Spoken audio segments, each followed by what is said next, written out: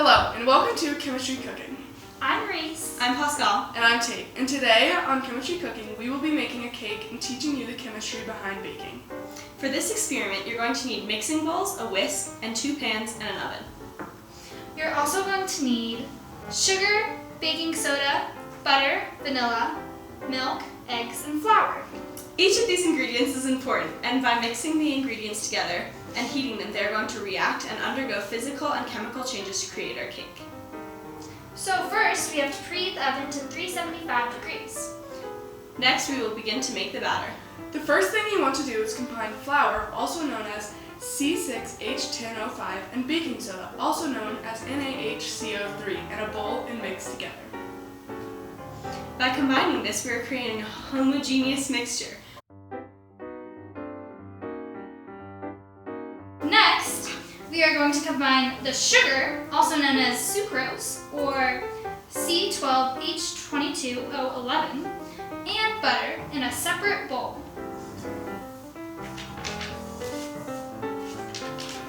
Butter is not a pure substance, yet a homogeneous mixture of multiple fatty acids. So now we have to beat the sugar and butter together.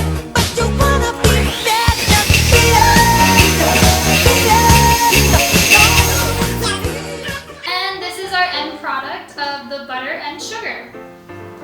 So when we mixed the sugar and butter together, we created a heterogeneous mixture. Also, the sugar does not dissolve in the butter. Next, we are going to add eggs and vanilla extract to our heterogeneous mixture of sugar and butter. Here's our eggs, and then we're going to beat them. Eggs have proteins in them, and those proteins are important for the structure of the cake. When we beat the eggs, those portions of the egg start to break apart. The egg then acts as a net to hold in air bubbles, and when the proteins are heated, it forms stronger bonds to hold the air bubbles. This is the reason cake has a fluffy texture. So now we're going to beat the mixture together again. Now that we are done beating our mixture, we have a homogeneous mixture, and all the components are uniformly distributed. We are now going to add the bowl of dry ingredients we made earlier to the wet ingredients and combine.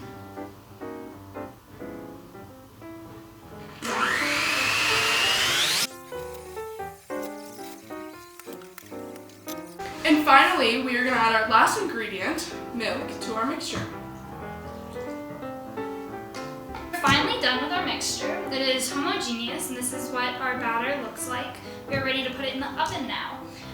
The batter has undergone physical and chemical changes. The chemical change it has undergone is when we combined the dry ingredients with the wet ingredients into the bowl. The proteins found in flour, one of the proteins found in flour actually bonded with another protein to create gluten. Now that we're done with making the batter, and can now put the batter into the baking pans and make the cake for 30 to 40 minutes. In the oven, the cake will experience an endothermic reaction, meaning that the heat will be absorbed by the cake to make chemical reactions occur. The baking powder contains alkali and acid. When put in the oven, the acid and alkali react with H2O and CO2. When the acid and alkali react with H2O and CO2, bubbles are created and carbon dioxide is released. The carbon dioxide gas is then trapped inside the cake and causes the cake to rise. So our cake is now done, and it's time to decorate it. Yay!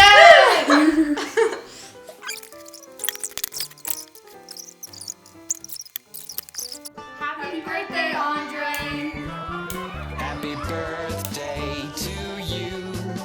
Happy birthday to you. Right now, the candle is undergoing a chemical change. It's called combustion.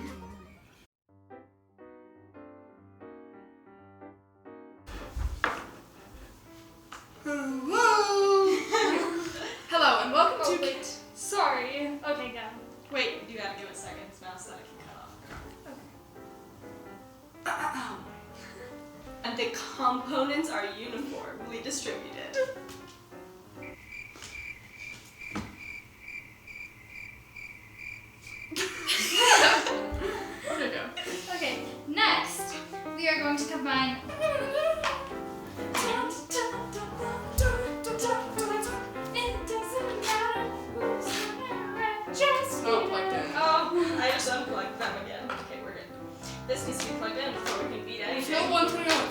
Yeah. Okay, you got it? Okay, got it. Okay. Okay. Oh, the oven's ready. Okay. So now we have to beat the butter and